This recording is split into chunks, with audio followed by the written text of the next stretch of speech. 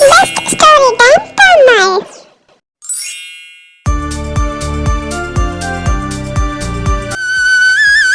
ஒரு அழகான கிராமத்தில் அம்மா அப்பா அப்புறம் அவங்களுக்கு ஒரு சின்ன பொண்ணு இருந்தாங்க. இந்த அம்மா பேர் சரோஜா, அப்பா பேர் லிங்கராஜ், அந்த குட்டி பொண்ணு பேர் சிந்து. அவங்க ரொம்ப வறுமையில வாடிட்டு வந்தாங்க. சொந்த வீடு கூட கிடையாது. டெய்லி விவசாயம் பண்ணாதான் அவங்க குடும்பத்துக்கே சாப்பாடு. அப்பா அந்த வீட்டு ஓனர் ஆசிராஜன் அங்க வந்தாங்க. மெதுவா வந்து அந்த லிங்கராஜை கூப்பிட்டாங்க. என்னையா திடீர்னு வீட்டு பக்கம் வந்திருக்கீங்க, எதுனாலும் என்று சொல்லிவிட்டா நானே உங்க வீட்டுக்கு வந்திருப்பேன் ஐயா. காலையில கூட அம்மா கொஞ்சம் ஜாமான் வைக்க சொன்னாங்க, அது எல்லாமே வாங்கி அம்மாட்ட கொடுத்துட்டு வந்துட்டேன் ஐயா.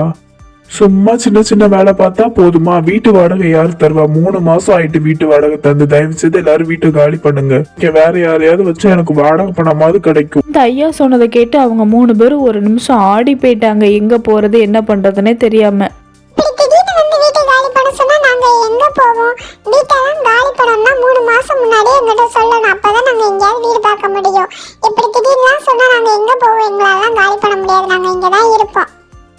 ஐயோ, அவங்க கூட ஒரு 2 நாள் கொடுக்கலான்னு தான் நினைச்சேன். ஆனா நீ ரொம்ப வாய் பேசுற. இப்பவே வீட்டை காலி பண்ணி போங்க. வீட்டோட நீங்க இல்ல, சரிங்களா? தயவு செய்து இங்க இருந்து வீட்டை காலி பண்ணி போங்க. அதுக்கப்புறம் அந்த குடும்பம் அந்த வீட்டை காலி பண்ணிட்டு வெளியே வந்துட்டு, வெளியே ஒரு மாமரம் இருந்துச்சு. அந்த மாமரத்துக்கு கீழே அவங்க 3 பேரும் உட்கார்ந்துருந்தாங்க. எங்க போறது, என்ன பண்றது, அதுக்கு அடுத்தது நம்ம என்ன பண்ண போறோம்னு அப்படி எதுவுமே முடிவு இல்லாம 3 பேரும் ரொம்ப வறுமையோட அங்க உட்கார்ந்துருந்தாங்க அந்த மாமரத்துக்கு கீழே.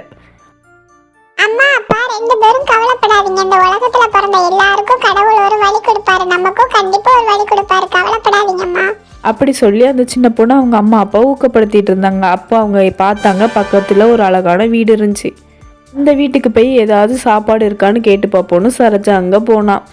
அம்மா, வீட்டில் யார் இருக்கீங்க? கொஞ்சம் வெளியே வாங்களேன், நாங்கள் இங்கே வந்திருக்கோம். பழைய சாப்பாடு ஏதாவது இருந்தால் கொண்டு வாங்கலாமா? அம்மா, இன்னைக்கு காலையில் தான் எங்கள் வீட்டோட எங்களை வெளியே அனுப்பிட்டாங்க. எங்கே போகிறதுன்னு தெரில. அது வரைக்கும் இந்த மரத்தியலில் உட்காந்துக்கிறோம். அப்படியே கொஞ்சம் பழைய சாப்பாடு இருந்தால் கொஞ்சம் தாங்கம்மா எங்களுக்கு. சரி, அது எங்கள் மரம் தான், அது கீழே உட்காந்துக்கோங்க. நேற்று வச்ச குழம்பும் கொஞ்சோண்டு சாதமும் இருக்குது, அதை எடுத்துகிட்டு வந்து தரேன்.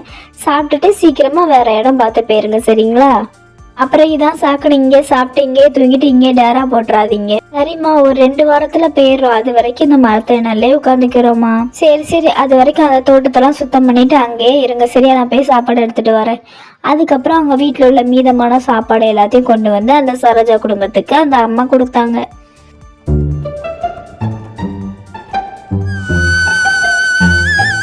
என்ன லட்சுமி, யாரு நம்ம வீட்டு மரத்துக்கிட்ட உட்கார்ந்துருக்கா? யாரு இவங்க எல்லாம்? குடும்பத்தோட வந்து உட்கார்ந்து இருக்கிற மாதிரி இருக்கு. 2 நாளா இங்கே சாப்பிட்டு இங்கே தூங்குற மாதிரி எனக்கு தோணுது.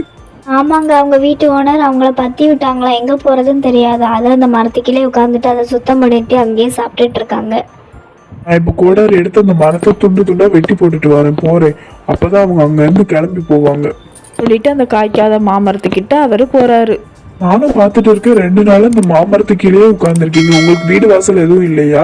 தயவு செய்து அங்க போங்க, இங்க உட்கார்ந்துருக்காதீங்க. இது என்னோட மரம்.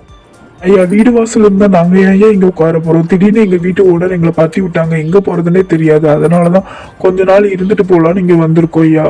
எங்க போனே தெரியல. கூடிய சீக்கிரம் இந்த மரத்தை விட்டு காலி பண்ணி போயிடுறோம். எங்களை மன்னிச்சிருங்க ஐயா. அப்புறம் ஒரு நாள் சிந்து ஸ்கூல்ல அவங்க டீச்சர் அவளை திட்டினாங்க.